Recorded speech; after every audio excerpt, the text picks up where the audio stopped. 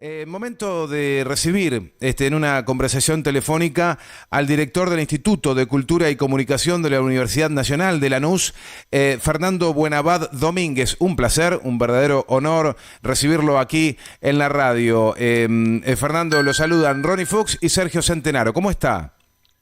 Bueno, un gran abrazo, muchas gracias por la hospitalidad y un saludo cordial a toda la audiencia.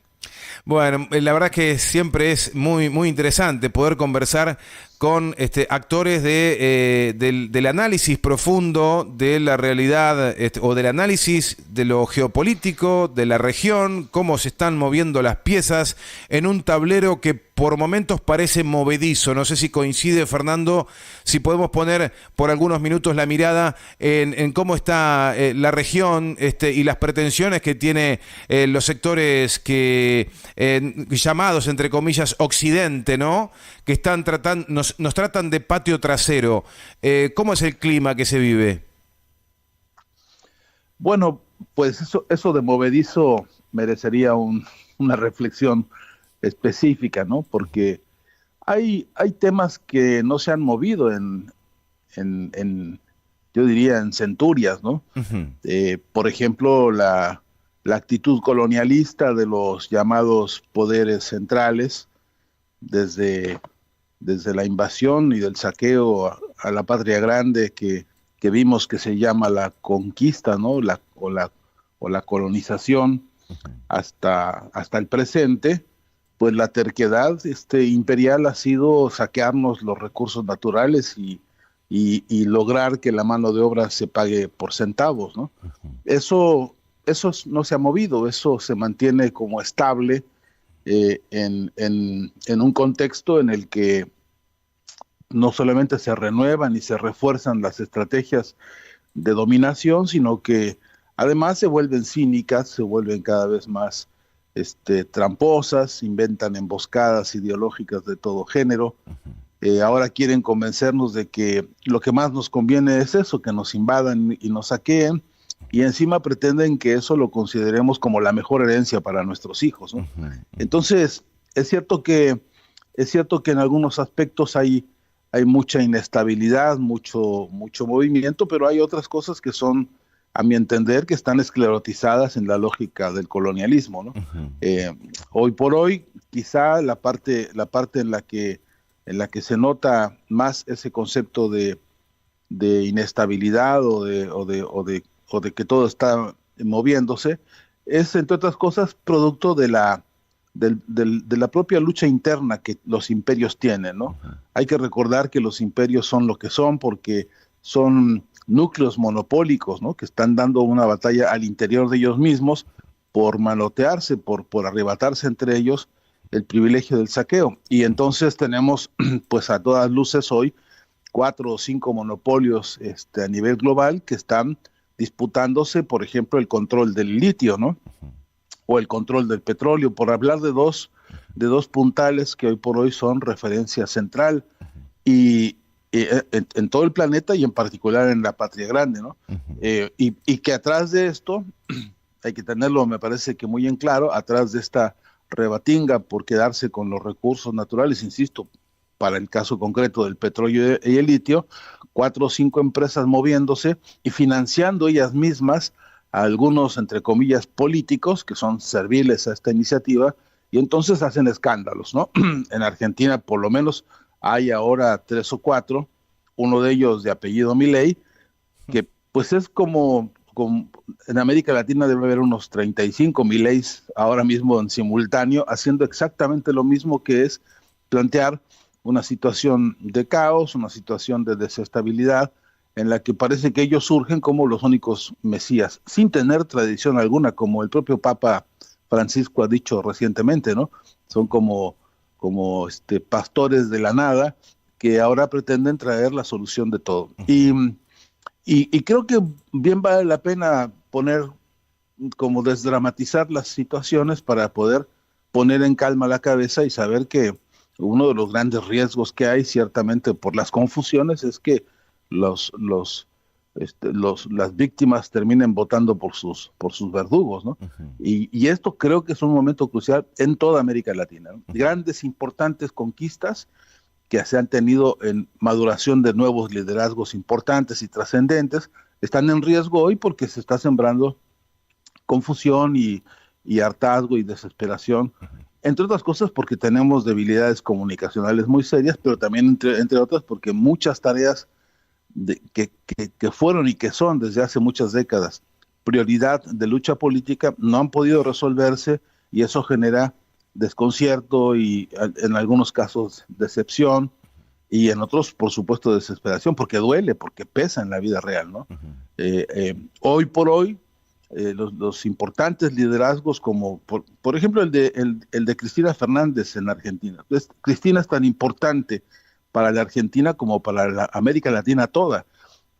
No, sería una injusticia tremenda reducir el protagonismo y la dirección política de una mujer como esta a solamente Argentina. Hay que saber que su peso político influye en toda la región, y creo que esto eh, es parte de los valores y baluartes que han conseguido las luchas populares, y que están bajo la amenaza terca y tosuda de las derechas y las extremas derechas, Ujú, con todos los medios posibles, ¿no? ujú, Los medios de comunicación, pero también los medios judiciales, pero también algunas versiones, digamos, del frente y de la lucha, de la guerra económica, ujú, como la guerra judicial, etcétera. Y ujú. todo esto desplegado en simultáneo nos pone pues a revisar qué de esto decía yo, centenario, porque ya han repitiendo con el formato básico, y luego qué tiene esto de novedoso en este tiempo, como para actualizar también nuestra capacidad de resistencia y de lucha, ¿no? Ujú.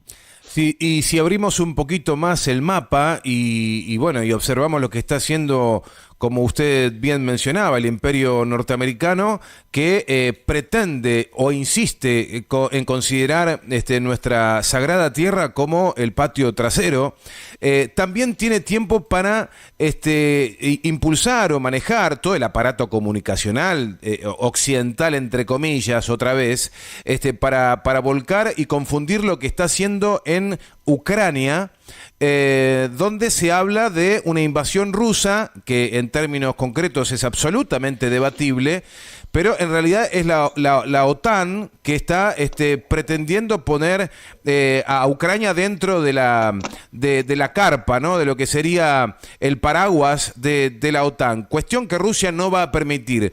Eso también ha sacudido al mundo y nos está trayendo dificultades de todo tipo. También tiene tiempo Estados Unidos para preocuparse en Rusia, y está tendiendo una disputa muy grande con China y Rusia por mantener su mundo unipolar. Sí, y yo pondría como antecedente a, al, a este paisaje que usted ofrece, le pondría como antecedente que además ahí hay negocios de Biden y de su hijo, ¿no? Ahí tienen empresas, hace muchos años que ellos son, digamos, protagonistas de un proyecto mercantil, empresarial, industrial en esa zona, en Ucrania, y que también están disfrazando la lucha por la defensa de sus negocios como si se tratara de un asunto patriótico, ¿no? Ujú, Ya lo vimos, esto mismo lo vimos en Medio Oriente con la defensa del propio George Bush de sus negocios petroleros, ¿no?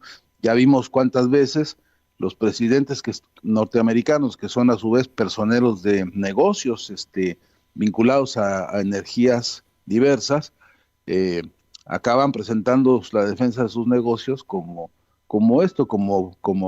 patriadas en las que además subordinan a un conjunto de otros países que se prestan a ese juego, ¿no? Hoy por hoy, por ejemplo, al servicio de esos intereses, la propia Europa se convirtió en un puñado de países llamados bananeros, ¿no? Todo el ujú. tiempo nos acusaron a la patria grande de países bananeros, entre otras cosas, por la subordinación a Estados Unidos. Y ahora, bueno, Europa no es más que un espectáculo ridículo de subordinación. No se puede entender que estén transfiriéndole a este negocio de la guerra yanqui las cantidades infernales de recursos, de dinero concretamente, que le están quitando a sus propios pueblos, ¿no? Pues hay que ver las calles de París, hay que ver las calles en España, hay que ver en Grecia, hay que ver, en fin, en distintos escenarios, incluso en el Reino Unido, escenarios de protesta, porque la gente está padeciendo justamente las consecuencias de esta locura, que es sostener una guerra que, pues, donde los únicos grandes beneficiarios son la industria bélica norteamericana y todos sus cómplices adláteres, ¿no? Ujú. Yo creo que nos ayuda mucho en este tiempo ponerle nombre y apellido a los que financian directamente estos episodios y luego, por supuesto, revisar el discurso con que lo enmascaran, ¿no? Ujú. Creo que es importante ejercer una semiótica crítica, una semiótica, una ciencia de las apariencias Ujú. que nos permita no quedarnos con lo que aparece en los noticieros o lo que aparece en los discursos y mucho menos lo que aparece digamos, en las parafernalias audiovisuales, ¿no? Que necesitamos penetrar estas apariencias para saber exactamente quién mueve los títeres, ¿no? Ujú. Y en este particular ejemplo que usted propone de Ucrania, Ujú. con lo que esto implica de golpe económico para todo el planeta, yo creo que, entre otras cosas, lo que está pasando es que nosotros tenemos muchas debilidades para presentar este análisis y para difundirlo, porque buena parte de los logros de ellos están fincados en nuestras debilidades, ¿no? Que no podemos ni negar ni ocultar, y que me parece que mucho bien nos hace tener como un ejercicio de autocrítica proactiva, constructiva, incluso alegre, para poder enriquecernos metodológicamente y saber ver que incluso con las cosas más valiosas que hemos logrado, que se están logrando en este momento, no hemos sabido construir motores de construcción, lo que yo llamo, o lo que llamamos en México la revolución de la conciencia, ¿no? Que nos está haciendo mucha falta dinamizar las estrategias de comunicación, renovar y refrescar nuestra narrativa y hacer un trabajo, digamos, lo digo provisionalmente, pero un trabajo de pedagogía y de didáctica política nueva, de nuevo género, que permita eso, transparentar la realidad que se está viviendo y de nuevo reconocer que, como decía Simón de Beauvoir, ¿no? Todo vacío que uno deja, por descuido, por impotencia, por incapacidad, ellos vienen a llenártelo con su basura ideológica. Entonces, yo creo que esta doble combinación de analizar los ataques furibundos imperiales tiene que estar siempre completada con, bueno, ¿y qué hicimos nosotros mientras se desarrolló todo esto, ¿no? ¿Dónde hemos estado nosotros haciendo qué para que hoy nos asalte esta situación, a veces de acorralamiento, a veces hasta de asfixia emotiva y subjetiva, porque no dejaremos de lado por lo menos subrayar que tenemos un mecanismo de angustia permanente por lo que dicen los medios más que por lo que realmente ocurre, ¿no? Así que, en síntesis, creo que además de explicar esa guerra en los términos reales de lo que es como negocio, porque lo es principal y fundamentalmente, además explicar que nosotros tenemos que posicionarnos frente a eso con un despliegue de batalla de ideas, con un despliegue de revolución de conciencia y con un despliegue que nos permita afianzar nuestros propios principios, las mejores herencias que tenemos y que son muchas, en la construcción, digamos, del pensamiento que en Argentina se reconoce como nacional y popular, pero en otros países se reconoce también como proyectos originarios, proyectos oriundos, proyectos, digamos, endógenos, que siguen sosteniendo los grandes históricos principios de la independencia intelectual y la independencia material de nuestros pueblos. Claro. Ahí va una pregunta un poquito larga, pero creo que interesante. Yo recuerdo algo con nostalgia. Soy periodista, soy militante político, me considero un soldado de el movimiento nacional y popular, soldado de Cristina Fernández de Kirchner, y eso es lo que hemos hecho aquí en la provincia. Hemos creado un medio de comunicación para dar la batalla comunicacional. Y yo recuerdo con nostalgia aquellos preciosos años de lo que hemos llamado la década ganada, donde apareció usted en mi radar, dando justamente esa batalla cultural, esa batalla comunicacional. Me parecía siempre muy interesante escucharlo. Y la pregunta curiosa, por cierto, o por curiosidad, es el derrotero que usted hace, claro, siendo mexicano. Hoy tenemos el privilegio de tenerlo como director del Instituto de Cultura y Comunicación de la Universidad Nacional de Lanús. Cuéntenos de esa actividad que usted desarrolla ahí y de esta buena noticia de tenerlo con nosotros. Bueno, muchas gracias por esa nostalgia. En todo caso, ojalá que deje de ser nostalgia para mantenerse, pues, como bien dice usted, como la militancia que tanta falta nos hace en estas horas, ¿no? Yo acudo a una convocatoria de la rectora de la Universidad Nacional de Lanús, la doctora Ana Jaramillo, que tiene puesta la mirada sobre la necesidad de reconstruirnos desde el espacio de las universidades y de una concepción de lo académico al servicio de lo nacional y de lo popular, para precisamente eso, para dar la disputa por el sentido, ¿no? En el territorio profundo de nuestras historias, de nuestras grandes, importantes y valiosísimas diversidades en todo el continente, porque hay voces que vienen de las raíces históricas más profundas en la América Latina nuestra y en la Pachamama, si preferimos, y que tienen que ver con cómo se construyen las identidades de cada uno de nuestros pueblos y cómo esa sumatoria es la que nos da un crisol de razones y de referencias. Entre esas, pues, como síntesis,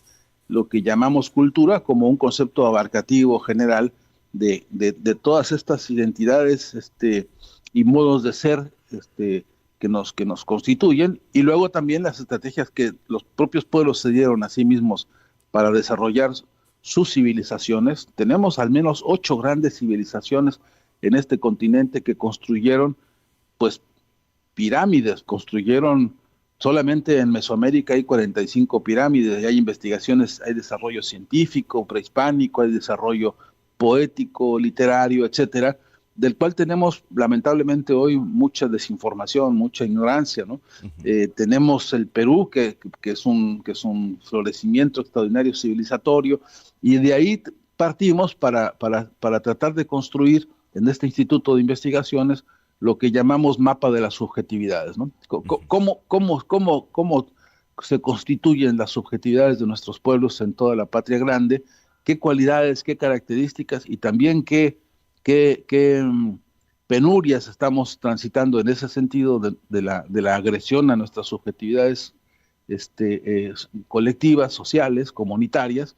Y con este mapa poder diagnosticar algunos de los problemas principales que nos aquejan. Y en ese diagnóstico asumimos como fuente de información por lo que algunos teóricos y académicos están produciendo como cuadernos y documentos y libros básicos que son ya historia de nuestro acervo cultural, pero también con base en la agenda de los pueblos, ¿no? en el clamor y en el vocerío popular, que por las calles y por todos lados está contándonos qué le duele, qué siente, qué los identifica, qué es lo que marca los rasgos distintivos de cada uno de los grupos en América Latina hoy, y de eso abrevamos sistemáticamente para poder conformar este mapa de las subjetividades en los que, por ejemplo, convergen temas y materias. Es un instituto que trabaja con un método inter, multi y transdisciplinario. Es un instituto que tiene simientes fuertes en una concepción dialéctica del desarrollo de las relaciones humanas. Entonces, con esa visión, encontramos, por ejemplo, estamos rastreando una de los temas que están hoy en la cabeza de todos los pueblos en todo el continente. Y a esto incluyo el pueblo norteamericano, que también está padeciendo barbaridad y media, y incluso el pueblo canadiense, que también está padeciendo los estragos de los modelos neoliberales. En todo el continente, una idea que está dando la vuelta en todos los trabajadores de la patria de este continente es el tema de la inflación. Claro. Y este tema de la inflación parecería que ahora lo hemos tenido como reducido a un aspecto casi de tecnicismo economicista. Parece que es una especie de dios griego que es malo y que anda haciendo ahí maldades por todo el continente. como si no tuviese que ver nada con la estructura y el modelo económico que está dominándonos en todo el continente, ¿no? Como si no se tratara de una guerra económica también, la inflación manejada como eso, ¿no? Entonces, lo que vemos es que en la subjetividad de nuestros pueblos en América Latina, la urgencia de politizar la inflación, de meterse al campo de la inflación, no solamente con el vocabulario, digamos, economicista o de algunos economistas que son más o menos ininteligibles, para poder convertir esto en una estrategia de defensa y de lucha, ¿no? En la estructura de los costos de cada una de las cosas que hoy estamos teniendo que pagar a precios exorbitantes, hay razones y causas e historias que si no las entendemos, si no las politizamos, con la fuerza militante que esto necesita, entonces pasan como una especie de malignidad o de tragedia ante la cual nada hay que hacer. Y todo lo contrario, precisamente, el problema de la inflación depende de decisiones políticas de fondo, ¿no? Y a este respecto, estoy poniendo un ejemplo solamente, ¿no? Pero así como revisamos estos temas que afectan a lo económico, como lo cultural y como lo comunicacional. El ejemplo que le pongo ahora de la inflación es porque realmente recorre de cabo a rabo el continente. Pero como ese tema, otros tantos, ¿no? Desde luego el de la inseguridad, el de los temores, desde luego el de los problemas de la angustia y la depresión que se están multiplicando en todo el continente, al lado de los problemas de desnutrición, de falta de vivienda, de falta de espacios para la educación, incluso de pérdida de calidad en las cualidades y capacidades comunicacionales, porque también el vocabulario, también la palabra está siendo empobrecida como están siendo empobrecidos nuestros pueblos. Y esto es otro aspecto del mismo problema, ¿no? De la misma problemática que estamos tratando en este instituto de investigación de entender de manera global, amplia, para identificar los conectores y saber que necesitamos intervenir en eso, ¿no? Que necesitamos revitalizar una ley de cultura que se quedó guardada en los archivos en Argentina después de una gran consulta nacional muy importante, un documento que la propia Teresa Parodi, que fue ministra de Cultura, llevó a la Cámara de Diputados y que la congelaron los gobiernos del macrismo, etcétera. La ley de medios, que es un baluarte importantísimo que expresa las problemáticas de Argentina y de un continente, y la recomposición de las, digamos, proyectos jurídico-políticos que se necesitan ahora actualizados y potenciados. El Instituto de Cultura y Comunicación que dirijo, con la inspiración de Ana Jaramillo, que es una militante acuciosa y profunda, estamos tratando de producir todos estos materiales que publicamos permanentemente en una multiplicidad de medios de América Latina, y que ya son a su vez un llamado a una convocatoria de unidad, ¿no? Porque pues entre nuestras muchas debilidades comunicacionales está la de que no estamos organizados, ¿no? Esta pregunta, ya como para cerrar, agradecerle enormemente estos minutos, Fernando, no es como para radio, yo diría que es más para tomando un café hacer la pregunta. Así que supongamos que tengo el privilegio de ser su amigo, paso por la Universidad de Lanús y digo, Fernando, nos encontramos en el centro de Lanús a tomar un cafecito. Sí, cómo no, Sergio, vamos. Nos sentamos, no sé cómo toma el café, cortadito, negro, pide... Expreso fuerte. Bueno, se pide el expreso fuerte, yo me pido un cortadito y arranco con la pregunta ya en el café, distendidos, tranquilos. Le digo, ¿se acuerda de Álvaro García Linera, vicepresidente de Bolivia, que tuvo una de las charlas impresionantes en la Argentina y enseñaba que la dinámica de un revolucionario es pelear, ganar, caerse, levantarse? Algo así era, ¿no? Pelear, ganar, caerse, levantarse todo el tiempo. Entonces me animaría a preguntarle a usted, Fernando, con esta incertidumbre que vengo masticando o temores que vengo masticando como militante político del escenario enrarecido que se está viviendo en la Argentina. Usted hace bien en ampliarlo. Me está diciendo, ojo, que lo que estamos viviendo se está viviendo en todo el continente. Lo que hacen los medios de comunicación ya es otra cosa. Ahora, yo le preguntaría, ¿cómo hacemos para mantener la moral alta con tantas complicaciones o palos en la rueda que uno interpreta, se está encontrando el Frente de Todos, que, bueno, obviamente los medios, el Grupo Clarín y demás, pegan en el talón sin escrúpulos. Pero cómo mantenerse fuerte, con la cabeza en alto, en una situación que no es tan clara, no sé si coincide. Yo, antes de la década ganada, decíamos, bueno, cada anuncio era por más, vamos por más conquistas, más derechos, y uno estaba como militante encendido. Ahora es como que no, viste, no podemos dar la batalla, no le podemos ganar a la inflación, etcétera. ¿Qué me respondería usted tomando un café tranquilo? Pues con todos los respetos que me atañen, porque soy un extranjero viviendo en Argentina y a veces me cuesta, porque tampoco tengo toda la información ni conozco con la profundidad que debería muchos temas y sobre todo la obra y el trabajo de muchos compañeros militantes, ¿no? Uh-huh. Para poder interpelarlos. Al menos para calmar a un militante charlando, tomando un café. Sí, diría que hay que ser militantes, ¿no? Uno lo sabe, yo también vengo de un país en el que la militancia ha sido siempre venir desde la resistencia, venir desde las derrotas, venir desde los dolores, ¿no? Con Álvaro hemos hablado muchas veces de estos temas a propósito de, pues en algunas ocasiones ha habido la ventaja de los triunfos y la posibilidad de hacer cosas que en general han sido incompletas, que han sido imperfectas, que han sido a veces fallidas, a veces no tanto, etcétera, pero nuestro caldo de cultivo de militancia históricamente ha sido ese, el de venir de atrás, de la resistencia y de las derrotas. Entonces, donde se forja el concepto de militante es ahí precisamente. Y el que lo es y el que lo sabe no se arredra, pues no se deprime, no hay manera. Escuché oír a Cristina Fernández hace un poco en una entrevista que lleva sus años, contestarle a David Viñas, un amigo escritor argentino, uh-huh. que le interpelaba porque le decía, es usted muy optimista, y ella decía, pues es mi obligación ser optimista, compadre, porque me dedico a la política, me dedico a la militancia, ¿no? Uh-huh. Entonces yo, en primer lugar, a los compañeros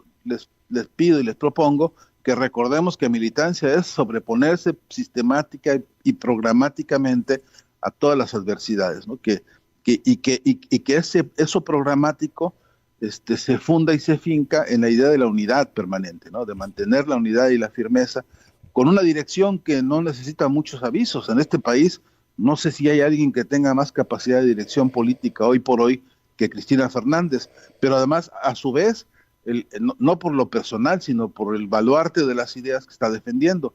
En este país hubo un Néstor Kirchner que no se arredró frente a una serie de escenarios y salió a hacer proposiciones, algunas más o menos felices para otros, pero cuya resultado en la práctica trajeron eso que usted llama la década ganada.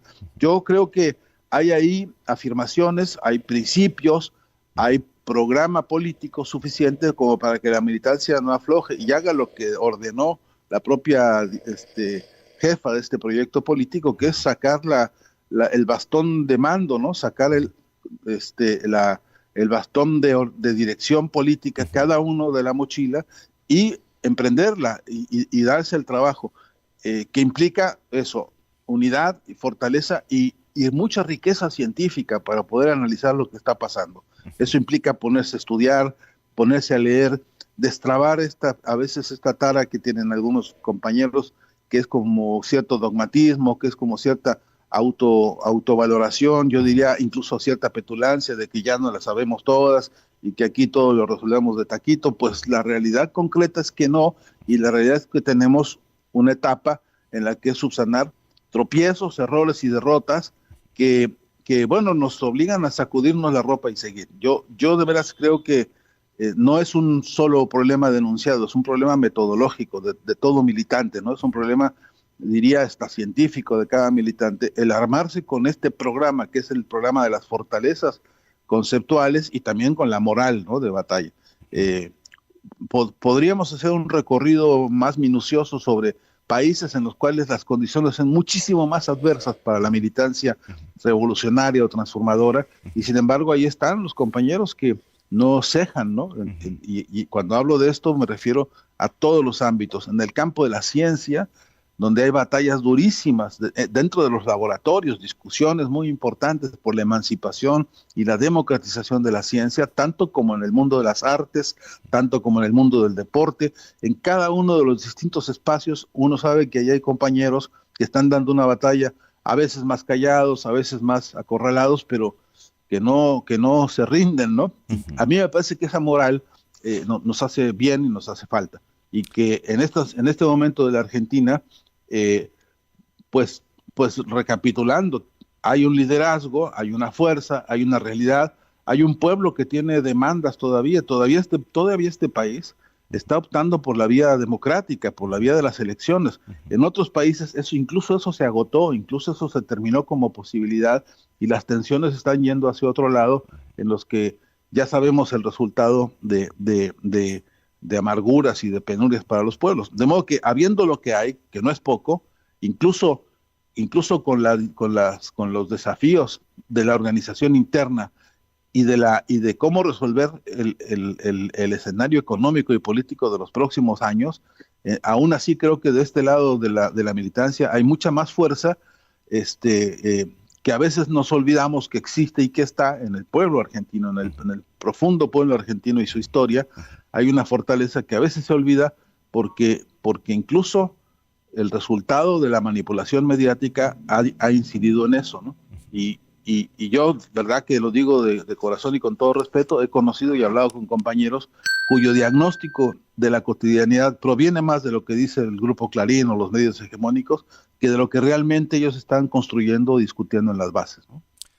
Maravillosa respuesta. Fernando Buenabad Domínguez, director del Instituto de Cultura y Comunicación de la Universidad Nacional de Lanús. Ha sido un verdadero placer recibirlo aquí en Radio Lateral. Agradecido yo siempre y cuenten conmigo cada vez que haya una oportunidad. Muchas gracias. Hasta pronto. Hasta siempre, gracias.